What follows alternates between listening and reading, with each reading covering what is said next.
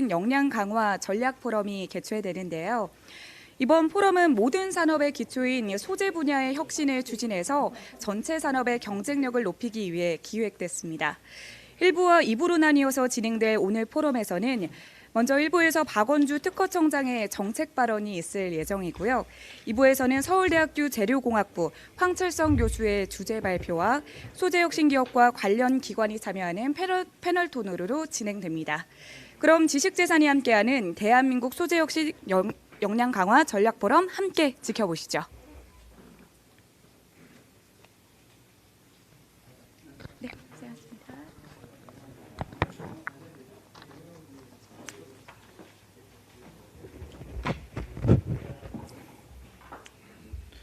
예, 그 자리가 정리된 대로 행사를 시작하도록 하겠습니다.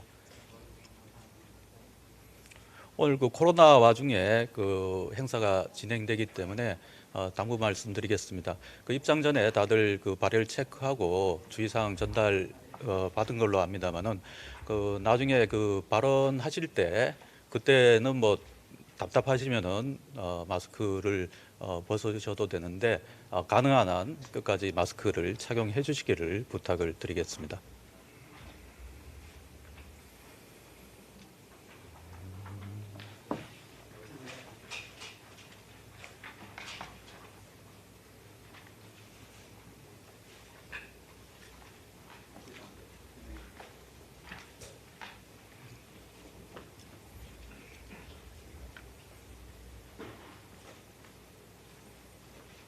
예, 안녕하십니까. 특허청 화학생명기술심사국장 유동현이라고 합니다. 예, 지금부터 지식재산이 함께하는 대한민국 소재혁신 역량강화 전략포럼을 시작하겠습니다. 본 행사는 박범계 국회의원실에서 주최하고 특허청 소재기술연구회에서 주관하고 있습니다. 바쁘신 일정에도 오늘 포럼에 참석해 주신 소재 분야 전문가 여러분들께 감사드리면서 오늘 참석하신 분들을 소개해 드리겠습니다. 오늘 이 자리에 박범계 의원님께서 직접 참석할 예정이었습니다만 오늘 국회 일정이 급하게 잡혀서 부득이 영상으로 참여하게 되었습니다. 양해하여 주시기 바랍니다. 그리고 박원주 특허청장님 참석하셨습니다.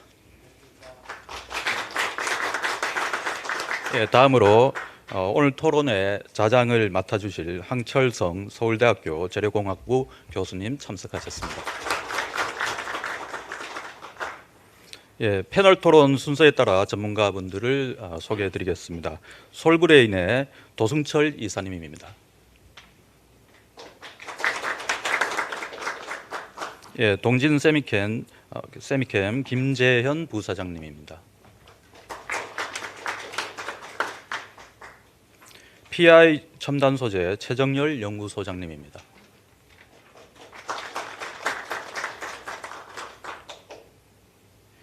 LG화학 김세연 CNT 연구팀장님 참석하셨습니다.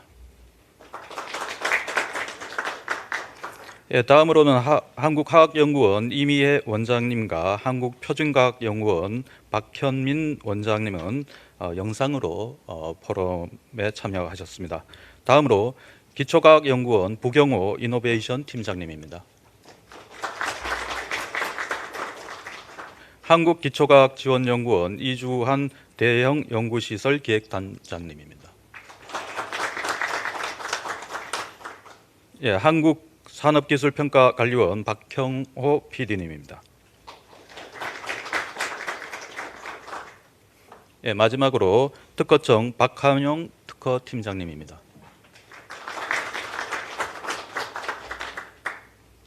예, 이어서 오늘 뜻깊은 소재혁신 포럼을 제안해 주시고 주최하여 주신 박범계 국회의원님의 영상 개사가 있겠습니다.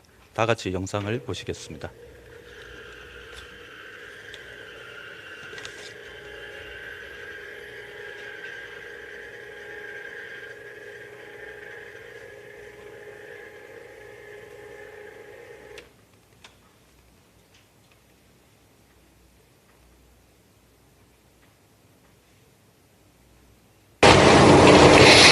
안녕하세요. 대전 서구울 출신의 박범계 국회의원입니다.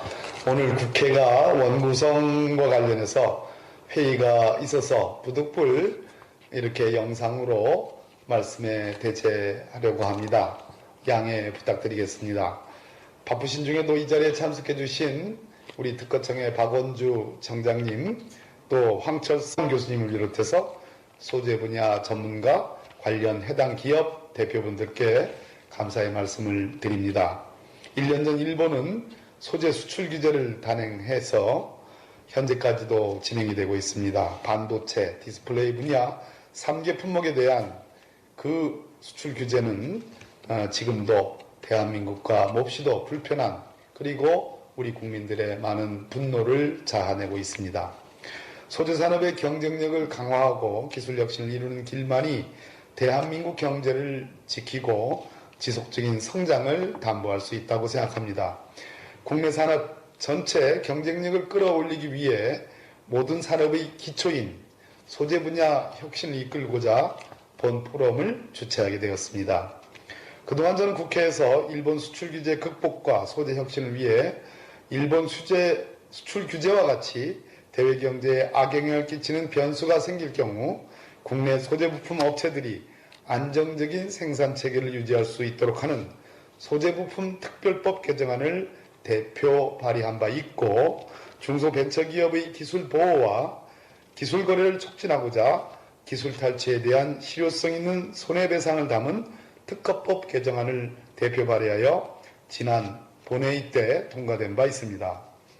또한 소재 기업과 연구기관이 위치한 대전 충남에 혁신도시를 추가로 지정할 수 있도록 하는 국가균형발전특별법 개정안을 대표 발의하여 지난 3월 본회의를 통과시켜 이제 대전 충남에 위치한 산학연과 네트워킹을 통해 소재 혁신을 창출하고 확산해서 지역 발전을 견인할 수 있는 토대를 마련하였습니다.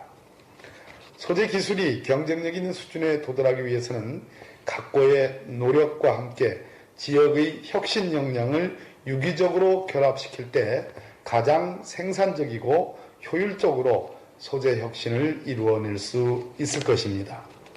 충청 경기권에 위치한 반도체, 디스플레이용 핵심 소재 기업들과 청주에 위치가 예정된 방사광 가속기, 그리고 대전에 위치한 소재 혁신 플랫폼 센터를 삼각축으로 하여 소재 혁신을 가속화할 수 있고 이를 적극 지원하도록 하겠습니다. 또한 구체적인 소재 혁신 방안 하나를 말씀드리자면 수요 공급 기업 간 협력이 제대로 작동하도록 소재 업체가 부품 조립 업체와 소재 개발 초기 단계부터 연계하는 경우 그 지원을 더욱 강화해야 하고 그 방안을 강구하겠습니다. 코로나19 상황임에도 불구하고 어렵게 참석해 주신 만큼 오늘 이 자리에서 소재혁신 역량 강화를 위한 많은 의견을 부탁드립니다. 오늘 그러한 의견을 반영해서 소재혁신을 위한 국회 차원의 제도적 지원 방안을 신속히 마련할 수 있도록 최선의 노력을 경주하겠습니다. 참석해 주신 여러분께 다시 한번 감사의 말씀을 전합니다. 감사합니다.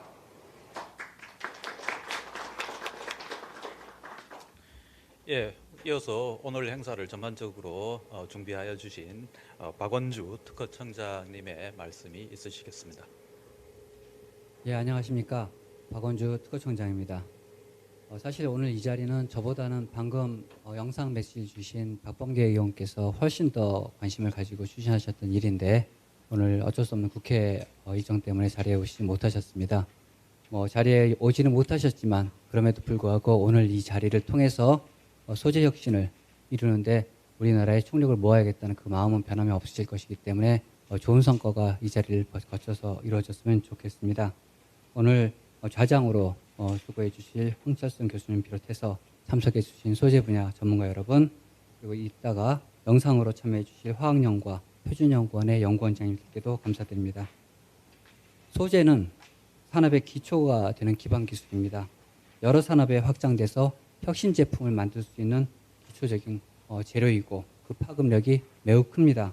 단적으로 말씀드리면 소재가 없으면 제품도 없고 또 소재의 기술 자립이 없다면은 지속적인 경제 성장도 불가능하다라는 생각입니다. 이런 의미에서 오늘 포럼이 산학, 연, 정의 함께 소재 혁신의 역량을 어떻게 강화해 나갈지 지혜를 모으는 좋은 자리가 될 것이라고 생각합니다. 아까 티타임 때 우리 황철성 교수님과도 잠깐 얘기를 나눴습니다만 코로나19가 일본의 수출 규제에 이어서 한국을 두 번째로 강타를 했습니다. 이제 세계 경제의 전반적인 질서가 크게 바뀔 것으로 생각이 됩니다. 코로나19 자체도 장기화되고 있고 2차 유행까지도 우려가 되고 있습니다. 결국 우리들의 본성이 어떻든 간에 언택트라고 하는 새로운 문화가 인간의 삶의 방식으로 자리 잡힐 가능성이 크고 그렇게 된다면 지금 추진되고 있는 탈세계화, 디글로벌라이제이션의 흐름과 함께 앞으로는 필수적인 재화를 모든 나라가 스스로 생산해야 된다라는 제약에 새롭게 직면할지도 모르겠습니다. 반도체나 디스플레이와 같은 우리나라의 핵심 소재를 우리 스스로 생산하지 못한다면은 우리의 수출 역량에도 큰 지장이 있겠지만 수출 이외에 우리 내수 시장까지 생각할 때도 국가 산업에 치명적일 수밖에 없습니다. 그렇기 때문에 그런 의미에서 큰 의미의 기술 자립이 필요하다라고 생각합니다. 큰 의미라 함은 작은 의미에서 우리 스스로 그 기술을 확보한다는 것만이 아니라 세계 어디에선가 대안적으로 우리에게 기술과 소재 부품을 공급할 수 있는 파트너가 항상 자리해야 한다 이 말입니다. 작년 7월에 일본의 수출 규제가 시작된 이후에 많은 기업들이 걱정을 하셨고 심각한 국내 산업의 차질이 우려됐습니다만 오히려 1년이 지나간 지금 와서 생각해 본다면 일본발 위기를 우리는 소재 혁신의 기회로 만들어 가고 있습니다. 다시 한번 이 자리에 계신 여러분들이야말로 일본이 직접 수출 규제했던 세계 품목에 대해서 기술 개발에 앞장섰던 분들이기 때문에 감사의 말씀을 드립니다. 정부 전체 차원에서는 그동안 소부장 경쟁력 강화에 모든 정책 영역을 집중했습니다. 아까 박범계 의원도 말씀을 하셨지만 소재 부품 장비 산업 특별조치법이 올해 4월부터 시행이 되고 있습니다. 특허청 차원에서는 지식재산 기반의 기술 자립, 산업 경쟁력 강화 대책을 작년 11월에 발표를 했고 이후에 특허 빅데이터 등을 활용해서 연구개발 방향을 새롭게 제시하고 산업의 발전을 지원하고 있습니다. 특히 수출 3대 소재 규제 대상 소재에 대해서는 특허 빅데이터 분석을 통해서 R&D 방향을 제시하는 데도 성공을 했고 20개 플러스 알파의 핵심 품목에 대한 특허 분석 결과를 이미 유관부처에도 제공해서 R&D 정책에도 반영을 시키고 있습니다. 이 과정에서 일부 품목에 대해서는 소재 자립화를 실현하는 노력도 가시화되고 있는 것이 상당히 의미 있다라고 생각을 하고 있습니다. 소재 분야 기술 자립이 더 가속화될 수 있도록 특허 차원에서 지원할 것들이 있습니다. 가장 중요한 것은 특허 빅데이터를 활용한 것입니다. 지금 4억 8천만 여 건의 특허 빅데이터를 제대로 활용할 수 있다면은 굳이 연구개발을 소위 말하는 스크래치에서 시작하는 것이 아니라 다른 사람들이 무엇을 연구했고 무엇이 기술이 되어 있는지 그리고 그 기술에서 얻어지는 새로운 기술의 방향이 어떤 것인지 힌트가 어떤 것인지를 알아낼 수 있습니다. 지금부터 우리는 시간이 없기 때문에 좀 더 현명하게 R&D를 진행을 해야 되고 그 과정에서 특허가 큰 길을 열어줄 수 있다고 저희는 생각합니다. 이런 의미에서 올해 같은 경우에는 산업부나 중기부와 같은 5개 부처와 협력을 해서 주요 정부 R&D 과제 총 659개에 대해서 IP R&D, 특허 기반의 연구개발에 대한 전략적 지원을 하도록 결정이 되었고 관계부처 합의를 받았습니다. 올해에는 특히 국가 특허 빅데이터 센터를 구축해서 이번 주 목요일에 개소를 하게 되는데요. 중요한 산업 분야, 기술 분야에 대해서는 산업 단위의 또는 보다 큰 제품 단위의 기술 트렌드를 분석하고 우리가 비어있는 기술이 무엇인지 확인해서 산업계 역량을 그쪽으로 집중하도록 해나가겠습니다. 한 가지 더 말씀드릴 것이 있습니다. 여러분들이 아무리 좋은 기술을 개발한다 하더라도 그 기술이 시장에서 보호가 되지 않는다면 아무나 베낄 수 있는 공공재가 되고 맙니다. 그 공공재가 우리의 공공재일 뿐만 아니라 전 세계적으로도 베낄 수 있게 된다면 기술 개발한 보람이 없습니다. 그리고 이렇게 되는 경우에는 기술 개발자의 연구개발 노력도 줄어들 수밖에 없습니다. 우리나라는 그동안 비교적 다른 나라에 비해서 특허 침해에 대해서 관대한 입장이었기 때문에 많은 연구자들이 자기 권리를 보장받지 못하는 문제가 심각했습니다. 그 문제에 대해서 이번에 20대 정기국회 끝나기 직전에 저희가 큰 변화를 줬습니다. 이번에 특허법 개정안이 박범계 의원 발의안인데 국회를 통과했습니다. 이 개정안에 따른다면은 지금까지는 특허를 침해당했을 때 자기 자신의 생산 능력 범위 안에서만 보상을 받았지만 앞으로는 침해한 사람이 생산해서 판매한 물량 중에서 자기가 직접 생산할 수 없는 부분에 대해서는 로열티를 받을 수 있도록 되었습니다. 이렇게 된다면 잠재적인 침해자들이 굳이 침해를 하지 않고 특허권자와 협상을 할 수밖에 없는 그런 법적 토대가 마련이 된 것이고요. 우리가 이전에 삼배징벌배상법을 재작년에 통과시켜서 시행이 되고 있기 때문에 대한민국이 세계에서 유일하게 삼배징벌배상과 실질적 배상을 성문법적으로 구현한 나라가 됐습니다. 그래서 올해 12월을 전과 후로 해서 우리 특허를 비롯한 지식자산에 대한 거래 질서가 완전히 달라질 것이다 라고 말씀을 드릴 수 있고, 이러한 변화된 환경을 바탕으로 해서 좀 더 안심하고 많은 분들이 연구개발에 매진해 주셨으면 합니다. 첨단 소재는 물론 언젠가는 개발이 되지만 누가 먼저 개발하느냐에 따라서 승패가 갈리고 또 패권의 향방이 갈린다고 생각합니다. 소재는 글로벌 마켓을 대상으로 하는 산업입니다. 국제 무대에서 지재권으로 확고하게 보호받지 못한다고 한다면 성공하지 못합니다. 또 국내에서부터 그를 위해서 적극적으로 보호하고 지재권의 거래와 활용을 촉진하지 않는다면 그러한 특허가 나오지 않습니다.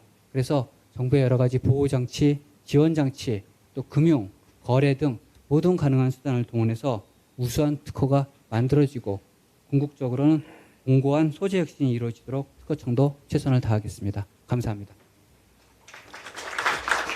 예, 박원주 특허청장님, 예, 고맙습니다. 이어서 반도체 소재 개발 위기와 기회라는 제목으로 황철성 서울대학교 재료공학부 교수님께서 발표하여 주시겠습니다. 예.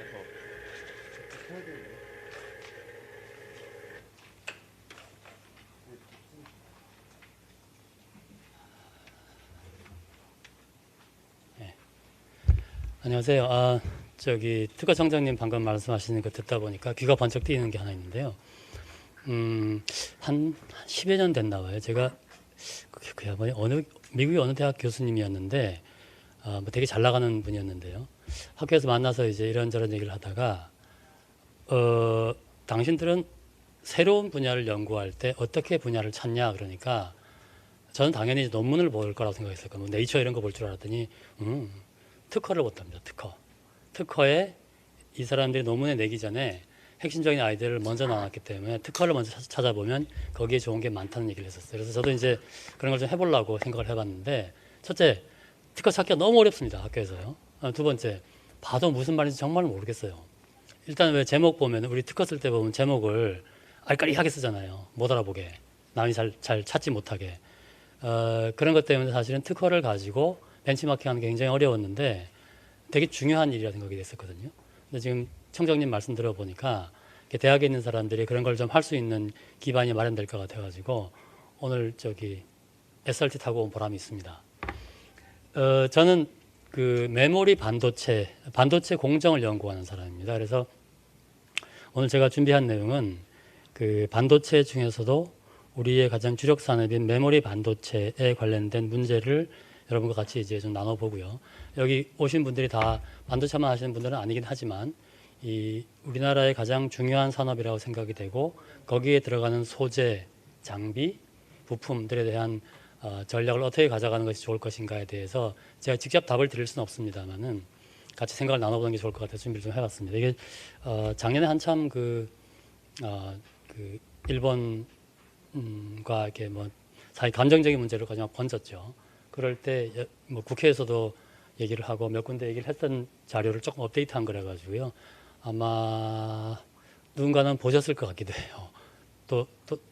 도상무님 혹시 보셨어요? 잘 됐습니다. 우리 박영호 PD 보셨을 것 같아요. 보셨죠? 보셨어요. 까먹으신 것 같아요, 지금. 그래서 제가 이제 가제를 이렇게 잡아봤는데요. 조금 과하긴 합니다. 너무 심각하게 받아들이지 마십시오.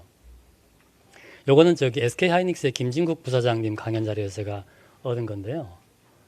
이 반도체 분야를 놓고 보면은 이제 상당한 위기라고 늘 그러죠. 지금 보면은 오늘 이제 우리가 중점적으로 얘기하려고 하는 부분이 있는데 사실은 저는 얘기 별로 안 하려고 합니다. 아마 다른 분들이 많이 하실 것 같아가지고요. 저는 이제 이 나머지 세 가지를 주로 말씀을 드리려고 하는데요. 여러분 그 중국이 이제 우리를 쫓아온다 이런 얘기를 많이 하는데 얼마나 피부로 느끼시는지 모르겠습니다만은 이게 작년하고 또 많이 달라졌어요. 작년만 해도 글쎄 뭐 낸드를 좀 쫓아올까 뭐 이런 얘기를 했었는데 이미 낸드는 1년에서 2년밖에 격차가 안 난 수준으로 왔고요. 아주 근본적인 입장에서 보면 어떤 면에서 보면 우리를 넘어선 부분도 있습니다. 디램, 우리가 지금 그걸 먹고 사는 나라잖아요. 뒤에 말씀드리겠지만 짧게 보면 3년, 길게 보면 5년입니다. 이미 중국이 디램을 생산을 시작을 했습니다. 우리 30년 전에 일본에서 디램 뺏어올 때 모든 사람들이 비웃었죠. 지금 그 상태가 이제 시작이 됐습니다. 그러면 중국만 문제냐? 더 겁나는 것은 이 미국이 더 겁납니다, 지금. 왜냐하면 그 뒤에 제가 말씀을 드리겠습니다만 여러분 잘 아시는 것처럼 인텔은 CPU 만드는 회사잖아요. 근데 인텔이 원래 디램을 맨 먼저 만드는 회사입니다. 다시 메모리 시장에 들어오려고 합니다. 그리고 이미 액션을 취하기 시작했는데요. 굉장히 겁납니다. 그걸 좀 말씀을 드릴 거고요. 그런 것 때문에 이런 그 메모리 가격의 등락이 생기고 이런 것들 때문에 이제 우리가 비메모리를 해야 된다. 라는 얘기를 시스템 반도체를 해야 된다. 이런 얘기가 많이 나옵니다. 특히 정치권에서 많이 나옵니다. 굉장히 심각한 문제라고 생각합니다. 오늘 그걸 주로 말씀드리겠습니다. 우리가 아는 컴퓨터 아키텍처입니다. 맨 위에 이제 CPU가 있고요. 그 다음에 D램이 있고 여기 이제 플래시가 있는 거죠. 근데 이게 크게 보면은 위로 갈수록 집적도는 낮고 속도는 빠릅니다. 그래서 여기는 뭐 수백 기가짜리가 있는데 여기는 이제 수십 기가, 요거는 뭐 트렌지로 따지면 수 기가쯤 됩니다. 근데 이게 이제 이 소위 그 퍼포먼스 갭이 있어요. 굉장히 빨리 동작하고 얘는 엄청 늦게 동작하기 때문에 그 중간에 제가 이제 뭔가를 받아들여 가지고 이렇게 있다가 계산 끝 그러면 여기 저장하고 뭐 이런 식으로 지금 하고 있거든요. 근데 이게 점점점 발달하면서 요 사이의 갭이 이제 메꿔지는 게 아니라 점점 더 벌어지고 있거든요. 그래서 이제 사람들이 한 게 여기다가 뭘 집어넣은 거. 이게 이제 소위 캐시 메모리고요. 잘 아시는 건 SRAM을 쓰고 있는데 이제 MRAM을 쓸까 많이 연구를 하고 있어요. 여기하고 여기 사이에 들어가는 게 소위 이제 인텔에서 얘기하고 있는 소위 3D 크로스 포인트 메모리라고 하는 건데 이렇게 얘기를 했을 때만 해도 별로 긴장을 안 했었어요. 근데 이게 이제 지금 인텔 홈페이지에 떠 있는 내용인데요. 이 사람들이 보면 이 똑같은 그림을 맨 위에다 D램을 넣고요. 그 다음에 이제 뭐 자기네 낸드를 놨지만 여기 중간에다가 자기들이 만드는 소위 Optane DC Persistent Memory라고 한 걸 딱 넣어놨어요. 이게 뭔 소리냐면은 이쪽으로 가면은 낸드를 대체하겠다는 소리고 이쪽으로 가면 D램의 일부를 대체하겠다는 소리입니다. 이게 이미 나와 있습니다. 그리고 가장 신경 쓰는 게 뭐냐면 잘 아시다시피 요거 만드는 회사 인텔밖에 없잖아요. 근데 인텔이 작년에 발표한 아키텍처에 보면 그 전까지는 CPU를 백업하는 건 다 D램이었었습니다. 근데 작년에 발표한 아키텍처가 D램의 일부를 옵테인으로 대체한 그런 칩을 내놨습니다. 그런 아키텍처를 내놨어요. 너무나 다행스럽게도 D램 온리보다 성능이 한 5%좀 떨어집니다. 그러면 성능 5%면은 이제 서버 입장에서 굉장히 큰 거거든요. 그러니까 이제 당장 못 써요. 그리고 올해는 며칠 전에 이제 새로운 아키텍처 하나 발표를 했는데 요거 싹 지금 안 내놓고 이쪽으로 다시 갔거든요. 그러니까 이제 자기들 해보니까 잘 안 돼서 뭔가 좀 뒷걸음질 치고 있기는 그런 상황이긴 한데 문제는 이게 잘 되면 이거 없어도 된다 소리입니다. 만약 이런 세상이 오면 우리는 자식들에게 물려줄 게 없어집니다. 그럼 어떻게 되느냐? 저도 잘 모르겠어요. 그게 걱정이긴 합니다만은 뭐 요새 이거 시끄럽죠. 막 이런 거 막 나오잖아요. 근데 이게 왜 이런 일이 나올까를 생각을 해보는 건데요. 우리 트럼프 대통령이 좀 이상한 사람이라서 아니거든요. 자, 그걸 좀 말씀드리겠습니다. 제가 학교 다닐 때는 이 반도체 시장이 한 1,000억 달러쯤 됐었습니다. 근데 한 5년 전까지만 해도 한 3,000억 달러 전체 됐었어요. 그러니까 우리나라 돈은 한 400조? 뭐 그쯤 되는 시장이었죠. 근데 이 3,000억 달러일 때는 메모리 반도체 시장이 그때 전체 15%였습니다. 그러니까 한 450억 달러쯤 됐는데요. 작년은 이제 많이 깎였지만은 재작년에 2018년에는 메모리 반도체 시장이 폭발을 했습니다. 그래가지고 전체 반도체 시장이 5천억 달러로 늘어났는데 재밌게도 반도체 중에서 메모리의 포션이 2배로 늘었어요. 그래가지고 메모리 반도체 시장이 1,500억 달러가 됐습니다. 디램 낸드 시장이. 그래서 여기 보면은 3배가 넘게 늘었어요. 여기 넣은 거는 2배가 안 늘었잖아요. 이게는 뭐냐 하면 지금 반도체 시장을 로직이 드라이브 하는 게 아니라 메모리가 드라이브 한다는 소리입니다. 이게 왜 그러냐? 이게요. 인간이 만든 컴퓨터가 신이 만든 컴퓨터를 따라가고 있기 때문에 그렇습니다. 이게 무슨 소린가 하면 이게 이제 컴퓨터하고 두뇌를 비교하는 게 참 어렵긴 한데요. 굳이 비교를 하면 이렇게 비교할 수 있습니다. 이쪽 축에다가 그 우리 CPU 클락을 넣고요. 이쪽 축에는 메모리 덴시티를 넣으면은 이쪽은 그 뉴런의 개수고 이쪽은 시냅스의 개수를 넣으면은 하여튼 뭔가 이렇게 좀 비교를 해볼 수가 있습니다. 그래서 해보면 여기 지금 로그 플롯이기 때문에 이 기울기가 1이면 그 시냅스의 개수와 뉴런의 개수가 똑같이 증가하는 건데요. 여기 기울기 1.5입니다. 뭐의 기울기냐? 여기 지금 뭐 무슨 벌레고요. 여기 지금 파리, 그다음에 꿀벌, 그다음에 쥐, 사람 이렇게 됩니다. 이렇게 여기로 갈수록 이제 더 고등한 포유류인 거죠. 그래서 두뇌가 고등해지면 고등해질수록 시냅스의 개수가 뉴런의 개수보다 훨씬 빨리 증가합니다. 이제 그거를 설명할 수 있는 방법도 있긴 한데 저한테 주어진 시간이 15분이기 때문에 그건 생략하고요. 그래서 이걸 따라가려고 생각하면은 컴퓨터에서도 메모리가 메모리가 CPU보다 더 빨리 성장을 해야 되는 거죠. 그래서 이게 이제 왜 이렇게 이런 일이 생기냐면은 소위 인지라고 하는 것은 우리가 뭔가 지식을 가지고 그 지식으로부터 뭘 한다고 하는 것은 계산을 하는 것이 아니고요. 기억을 하고 그 기억을 끄집어내는 겁니다. 그렇기 때문에 이제 이런 일이 생기는 건데요. 그렇다 그러면 앞으로 반도체 시장이 어떻게 갈 것인가가 사실은 대충 답이 보입니다. 이게 메모리 시장이 좀 더 발전할 거라는 게 더 빠른 속도로 증가할 것이라는 게 사실은 답이 나와 있습니다. 그리고 이미 이제 그런 추세가 여기서 보고 있고요. 아까 말씀드린 이제 인텔 그다음에 화웨이와 어떤 미국이 전쟁을 벌이고 하는 그런 문제가요. 2017년 1월에 미국 백악관에서 나온 보고서가 하나 있습니다. 이게 이제 미국의 백악관에 보면은 그 대통령을 위한 과학기술자문단 그런 게 있거든요. 거기서 이제 내놓은 그 보고서인데요. 이 제목이 보면은 그 미국이 갖고 있는 반도체 분야에서의 장기 리더십을 유지하기 위한 전략 보고서라고 되어 있습니다. 이거 쓴 사람들이 누구냐면은 대학 교수들이 쓴 게 아니고요. 잘 아는 분이죠. 에릭 슈밋, 알파벳 구글 회장이잖아요. 이런 이제 인더스트리 리더들이 썼습니다. 한 35페이지, 40페이지쯤 되는데 궁금하시면 우리나라에 번역본이 나와 있습니다. 그래서 읽어보시면 되는데요. 반 정도는 지금 미국 정부가 중국에 대해서 하고 있는 걸 설명하고 있습니다. 요약하면은 중국이 반도체 분야에서 부상을 할 것이다. 안 할 수 없다. 그런데 미국은 수단과 방법을 가리지 말고 그걸 막아라 라고 되어 있습니다. 그래서 예를 들어서 M&A 하겠다 그러면 안 된다 그러고 IP 문제로 칩 파는 거 못 팔게 만들고 지금 막 화웨이 때리고 하는 것처럼 다 똑같이 나와 있어요. 그러니까 이게 트럼프 대통령이 좀 이상한 사안에서 이러는 것이 아니고 미국의 장기 전략에 의해서 움직이는 겁니다. 그래서 지금 대통령이 바뀌어도 정부가 바뀌어도 이건 계속 갑니다. 그럼 우리 이제 그런 거를 염두에 두고 이제 앞으로 우리나라의 전략을 세워야 되는 거죠. 그다음에 나머지 반은 그러면 미국은 뭐 해야 되냐라고 봤을 때 이 회사 사장들이 이런 얘기를 했더라고요. 여태까지 그러면 미국이 어떻게 해서 반도체 분야의 기술적 리더십을 끌어왔느냐를 보니까 정부에서 대학에다 연구비를 풀어가지고 이제 크레이지 아이디어를 내게 만든 거예요. 그 중에 똑똑한 놈 픽업해갖고 이제 그 기업에서 양산 기술을 개발한 거다. 그것밖에 답이 없으니까 계속 그걸 해야 된다. 그러니까 미국 정부는 반도체 분야에 돈을 더 투자해라. 이런 얘기가 쓰여 있더라고요. 그거 지금 시작되고 있습니다. 뒤에 말씀드릴게요.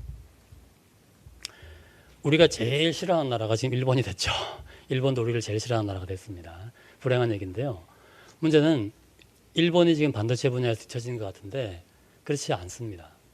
이게 이제 요건 재작년에 이 도호쿠 대학에서 있었던 일인데요. 뭐 이렇게 일본 사람들이 이제 그동안 이 소자 분야에서 지금 이제 일본에 옛날에 저 삼성 다닐 때는 일본 6 형님들이 있었거든요. NEC, 도시바, 히타치 등등등. 근데 다 망했잖아요. 근데 이제 그 밑에 소재 부품 장비는 그냥 살아있죠. 근데 그 회사들이 다 망했느냐? 안 망했습니다. 멀쩡합니다. 그 사람들이 다시 한번 립을 하기 위해 가지고 일본 정부랑 힘을 합해 가지고 이러이러한 프로그램들을 만들고 있습니다. 근데 이제 이런 학교에 가보니까 놀라운 게 뭐냐면 정부의 관리들이 여기 학교에 와가지고 일본 정부가 앞으로 어떻게 하겠다라는 것에 대한 설명을 부처별로 하더라고요. 그래서 덕분에 많이 배우고 왔어요. 그래서 우리도 좀 이게 소위 민관 간에 이런 이제 협력이 좀 있어야 되겠다 생각을 많이 했는데 우리나라는 지금 전혀 안 되고 있습니다. 제가 최근 한 1년간 소위 그 차세대 진행 반도체 사업 때문에 골치를 아주 썩였는데요. 뭐 얘기가 좀 옆으로 빗나갑니다만 우리가 여태까지 정부 시스템이 관료 시스템이 그 소위 패스트 팔로우에 적합하도록 최적화되어 있는데 이제 그걸 벗어나지 않으면 우리가 이 경쟁력이 없는 시기에 와 있습니다. 근데 죄송한 말씀입니다만 제가 그 관료 사회를 바라볼 때는 전혀 변화의 조짐이 없습니다. 그래서 뭐 이러이러한 플랜을 가지고 그 내년까지 이제 일본 정부에서 반도체 분야에 투자하겠다 이렇게 해서 이제 열심히 움직이고 있습니다. 그래서 이렇게 뭐 외국은 어떻게 하고 있는가 이런 거에 대한 벤치마킹도 하고 있고요. 불행하게도 우리나라는 벤치마킹 대상에 안 들어가 있습니다. 여전히 일본 사람들이 우리를 무시하고 있는 거죠.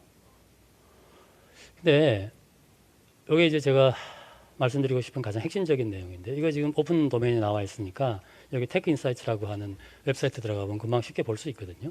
이게 지금 디램의 로드맵입니다. 각사의 로드맵인데요. 당연히 이제 삼성이 제일 앞서 있고 그다음에 뭐 SK 하이닉스가 있고 마이크론이 있고 뭐 그럴 것 같죠. 저도 그런 줄 알았어요. 아직까지는 맞습니다. 지금까지는 맞습니다. 근데 이게 이제 문제가 뭐냐면 저도 이거 볼 때까지만 해도 몰랐거든요. 근데 항상 삼성은 하이닉스보다 1년 반에서 2년 앞서 있고요. D램 테크놀로지에서. 하이닉스는 마이크론보다 1년 반에서 2년 앞서 있었습니다. 그럼 예를 들어 삼성하고 마이크론 비교해 보면은 거의 한 3년 내지 4년쯤 앞서 있다는 소리잖아요. 안 그렇습니다. 이미 마이크론이 SK 하이닉스보다 앞서 있습니다. 16나노 양산을 마이크론이 먼저 했습니다. 그리고 삼성하고 마이크론의 16나노 양산 시기를 비교해보면 1년 차이가 안 납니다. 그 얘기는 뭐냐면 삼성이 앞으로 나간 속도가 늘어지고 있다는 소리입니다. 여기는 빨리 쫓아오고 있고요. 마이크론이 왜 이렇게 빨리 쫓아왔느냐? 왜 3등 하는 회사 갑자기 2등이 됐느냐? 간단해요. LP다 먹었거든요. 그러면 LP다가 갖고 있었던 R&D 조직을 그대로 유지를 시켰습니다. 그래서 마이크론이 D램 R&D 조직이 2군데가 있습니다. 보이지 한 군데가 있고요. 그다음 히로시마에 한 군데가 있어요. 그러니까 이 사람들은 차세대, 차차세대, 차차차세대 이렇게 하고 있습니다. 그러니까 정말 놀랐던 게 뭐냐면은 마이크론의 D램 엔지니어의 숫자가요. 삼성 D램 엔지니어의 숫자의 2배입니다. 근데 삼성의 D램 엔지니어의 숫자는 하이닉스 또 2배거든요. 그러면 하이닉스하고 마이크론하고 비교해보면 D램 개발 엔지니어의 숫자가 4배 차이 나는 소리잖아요. 게임이 안 되는 거예요. 네. 근데 이제 작년 그 세일즈를 보면 마이크론 시장 점유율이 조금 줄었어요. 왜 줄었느냐? 화웨이에 못 팔았거든요. 예, 근데 그걸 이제 그럼 삼성하고 하이닉스 조금씩 나눠 가가지고 여기 한 20%, 25%, 한 50% 했는데 이거 언제 뒤집힐지 모르는 얘기죠. 여기 보면 정말 어서 듣도 보도 못한 이름들이 나오기 시작합니다. 감히 D램의 세상에 뭐 유니 IC 어서 듣도 보도 못한 인간들이 나타나가지고 D램을 만들겠다고 얘기를 하기 시작했거든요. 20나노 디자인 룰로 DDR4를 만들어내기 시작했습니다. 이게 중국 사람들인데요. 그러니까 이걸로 돈 뭐냐? 당연히 못 벌죠. 돈 엄청 꼬라박고 있을 겁니다. 근데 이거 왜 하느냐? 중국은 내수 시장 있잖아요. 그러면 내수 시장에 파는 핸드폰 꼭 애플 아이폰처럼 좋아야 되냐고요. 안 그래도 돼요. 그러면 우리도 옛날에 이렇게 시작했거든요. 그러니까 이거 시작이 반이라고 벌써 반 시작했습니다. 근데 문제는 뭐냐면 20나노기 때문에요. 이거 언제 했냐? 한 4년 전쯤 했어요. 그러니까 기술력자 4년밖에 안 나는 거예요. 시작 안 했을 때는 기술력자 무한대 나섰습니다. 근데 이미 시작을 했기 때문에 기술력자가 지금 4년밖에 안 남았어요. 근데 과연 이게 4년이 얼마나 유지될 것이냐? 이게 줄어들게 돼 있어요. 왜냐하면 이 회사들이 앞으로 나가기 점점점 힘들어집니다. 이게 기술 장벽이 너무 커져가지고요. 맨 앞에 나가 있는 회사들은 이 한 스텝 나가는데 1나노 줄이는데 1년 걸리면 얘들은 5나노 줄이는데 1년 걸려요. 그러니까 금방 쫓아오는 거죠. 그러면 우리는 뭘 해야 되느냐? 고 6개월, 1년 그걸 지키면 됩니다. 그것만 지키면 돈을 벌어요. 우리나라 충분히 먹고 삽니다. 근데 이제 우리가 지금 그걸 과연 먹고 살 만큼 그걸 지킬 만큼 태세가 되어 있느냐? 제가 보기에 아닌 것 같아요. 왜 아닌 것 같으냐? 이제 이건 소부장 얘기니까 조금 해야 되겠죠. 이게 지금 잘 아시는 이제 그 리소 장비잖아요. 그러니까 ALF 장비고 그게 뭐 이렇게 두 회사 하다가 지금 이제 EUV 가가지고 하나밖에 안 남았죠. 그래서 이제 EUV PR 뭐 우리 언제 할지 모르겠습니다. 까마득한 것 같고요. 근데 문제는 이제 우리는 뭘 하고 있냐 하는 게 문제인데요. 뭐 이거 여러 번 보여드렸을 겁니다. 그래서 이제 그 반도체 분야에 투자가 없다 보니까 뭐 이런 일이 생기는데요. 제가 사실 특히 이제 한 2, 3년 전부터 정부에서 비메모리 반도체 얘기를 많이 합니다. 왜냐? 우리는 메모리 잘하고 있으니까 메모리는 전체 시장이 25%밖에 안 되고 나머지 75%가 비메모리 시스템 반도체니까 그걸 해서 우리가 앞으로 이제 잘해야 되겠다. 국민들이 듣기에 좋은 얘기죠. 근데 이렇게 표현해서 어떨지 모르겠습니다만은 누울 자리를 보고 발을 뻗어야 된다고 생각합니다. 무슨 소린가 하면 비메모리 반도체 분야를 떠놓고 보면 크게 한 세 분야쯤 있습니다. 하나가 CPU입니다. 한 30% 되는 거. 그거는 AMD도 인텔을 못 찾아가고 결국 실패했습니다. 그래서 그건 우리 택도 없어요. 한마디로. 두 번째가 이제 소위 파운드리죠. 근데 파운드리는 사실은 공장이지 그게 비메모리라고 하기엔 좀 그렇습니다. 근데 문제는 그 파운드리의 반을 이제 TSMC가 먹고 있죠. 그다음에 그 나머지 반을 이제 어떻게 해보려고 막 그러고 있는데 제가 보기에 거의 가능성이 낮아 보입니다. 왜 낮아 보이느냐 하면 두 가지 문제가 있어요. 하나는 우리나라에 선도 기업을 비교를 하면은요, 삼성이 1년에 25조를 투자를 합니다. 그 중에 그 파운드리 투자되는 돈이 5조고요, 메모리 20조를 투자합니다. 왜냐하면 뭐 돈 버는 게 그거니까 당연히 그렇게 돼야 되죠. TSMC 1년에 20조 투자하거든요. 몽땅 파운드리에. 그럼 일단 이 규모의 게임이 안 돼요. 두 번째, 이게 제가 보기엔 더 중요한 문제일 것 같기도 한데, 우리가 그런 소위 커스터머 프렌들리한 서비스를 할 그런 기업 문화가 안 돼 있습니다. 무슨 소린가 하면 TSMC가 1년에 받아들이는 커스터머 숫자가 8,000개입니다. 8,000개. 8,000개 커스터머로부터 15,000개의 제품을 수주합니다. 그걸 다 해줍니다. 근데 우리나라는요, 심지어는 대학에 있는 교수님들이 1억짜리 칩 하나 만들려고 그래도 TSMC 가서 해오지 삼성 가서 못 해옵니다. 삼성에서 그거 안 해줍니다. 그게 돈 안 되거든요. 그러면 결국 우리가 파운드를 할 수 있느냐라고 생각했을 때 굉장히 그런 파운드 자체도 문제가 있어요. 우리가 이제 소위 생태계가 잘 안 돼 있습니다. 그 다음에 그게 되려 그러면 이제 지금부터 말씀드릴 소위 팹리스가 돼야 됩니다. 우리나라 팹리스 육성한다고 2000년부터 시작해갖고 시스템 IC 2010 사업하고 2015하고 이거 했는데 안 돼요. 택도 없어요. 왜 안 되느냐? 팹리스가 되려 그러면 국내 시장 규모가 돼야 되는데 우리가 시장 규모가 절대적으로 너무 작습니다. 그러니까 팹리스 육성하기가 너무 어려워요. 자, 우리 오늘 아침 신문에 보면은 중국하고 우리나라하고 이렇게 반도체 기술 격차를 비교해 본 기사가 났는데요. 비메모리 분야에서 중국이 우리보다 한 0.9년쯤 뒤져 있다고 썼더라고요. 무슨 근거인지 모르겠어요. 아마 팹리스의 스믹하고 삼성을 비교한 것 같은데 천만의 말씀입니다. 중국에 팹리스 업체가 1000개가 있고요. 5천억 하는 회사가 한 5개쯤 있습니다. 우리나라에 1000억 하는 회사 3개 있어요. 이미 팹리스는 중국보다 훨씬 앞서 나가 있습니다. 자, 그러면 결국은 비메모리 분야에서 우리가 할 수 있는 게 별로 없다는 소리입니다. 자, 그러면 반도체 중에서 이제 그럼 메모리는 잘할 수 있느냐? 앞으로 계속 성장할 건데, 아까 제가 처음에 말씀드린 것처럼 비메모리보다 더 성장할 건데, 그걸 잘할 수 있느냐? 이거 보면 잘할 수 없다는 소리잖아요. 이거 누가 합니까? 사람이 하는 건데요. 정부에 투자 안 하잖아요. R&D 투자. 그래서 이제 뭐 한다고 이렇게 했는데, 이 문제가 대학이 안 바뀌고 있습니다. 아까 잠깐 말씀드린 내용인데요. 이 지금 보면은 미국이 이제 다시 반도체 분야에서 주도권을 지금 보면은 전 세계 반도체 시장의 한 44% 정도를 미국이 가지고 있고 우리나라가 한 15%, 그다음에 일본이 한 13% 뭐 그 정도 갖고 있습니다. 이걸 더 늘리려고요. 어마어마하게 이제 보조금을 쏟아붓기 시작합니다. 이게 지금 반칙인데요. 저도 깜짝 놀랐는데 마이크론에 들어가는 미국 정부의 보조금이 매출액의 한 4%쯤 되더라고요. 물론 중국 뭐 스믹 이런 데는 어마어마하게 들어가죠. 거의 한 8, 9%막 이렇게 집어넣는데 뭐 중국이야 뭐 WTO 체제 아닌데 뭐 정부 마음대로 하는 거죠. 우리나라 대기업이 지원하면 난리 나잖아요. 그래서 삼성하고 SK하이닉스에 한 0.6%, 0.8%그 정도 정부 지원이 들어갑니다. 그러니까 이제 굉장히 불리한 게임을 하고 있는 거죠. 그러면 남은 건 제가 보기에 딱 하나밖에 없습니다. 우수한 인력을 키워가지고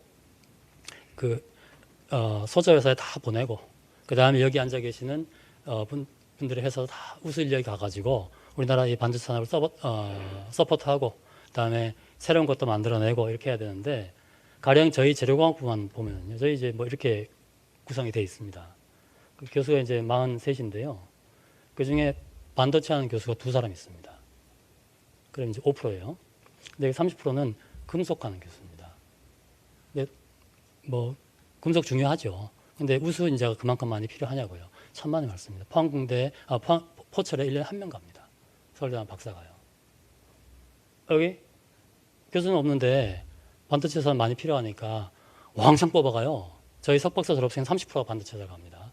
근데 반도체사 가는 학생이요, 서울대에서 박사하고 가는 애가 트랜지스터가 뭔지 모르고 가요. 그러니까 회사에서는 이거 뭐야 이거 그래가지고 박사 필요 없어, 학부모에서 빨리 키워서 보내 해가지고 작년에 시끄러웠던 게 계약학과 얘기가 나온 거예요. 근데 뭐 잘 안 됐죠. 복잡한 이유로요. 근데 말이죠, 혹시 이게 뭔지 아시겠어요? 우리나라 번역하면 뭐죠? 면역학입니다. 면역학. 저희 재료공학부에서요, 면역학 전공한 교수를 뽑았어요. 아무리 봐도 이거하고 상관없어요. 물론 뭐 바이오 관련돼서 뽑았지만 바이오 재료 하는 사람을 뽑아야죠. 면역학 하는 사람 뽑으면 그건 곤란하잖아요. 근데 왜 뽑았느냐? MIT 나오고 네이처 논문 썼거든요. 우리나라 대학이 뭐 하고 있는 줄 아십니까? 네이처 사이언스에다가 퍼블리케이션 피 내는 역할을 하고 있습니다. 정부 돈이 글로 들어가고 있습니다. 이거 바꾸지 않으면 우리 미래가 없습니다. 근데 이거 대통령도 못 바꿉니다. 대통령도 못 바꾸고 나라 전체가 이 대학이라고 하는 것이 한 사회 대학이라고 하는 것 역할이 뭐냐, 노벨상을 받는 게 우리 역할이냐, 그게 아니라는 걸 인식하지 않으면 이 문제는 안 바뀝니다. 그리고 이 문제가 안 바뀌면 그래서 제 생각에는 우리 자식들에게 물려줄 게 없지 않을까 이렇게 생각합니다. 예, 이상입니다.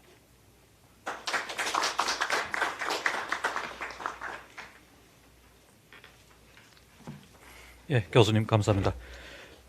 다음으로 패널 토론이 예정되어 있습니다만은 패널 토론 들어가기 전에 단체 사진을 먼저 촬영을 하고 그리고 자리를 정리하고 나서 패널 토론을 진행하도록 하겠습니다. 예, 모두 앞으로 나와주시면 고맙겠습니다.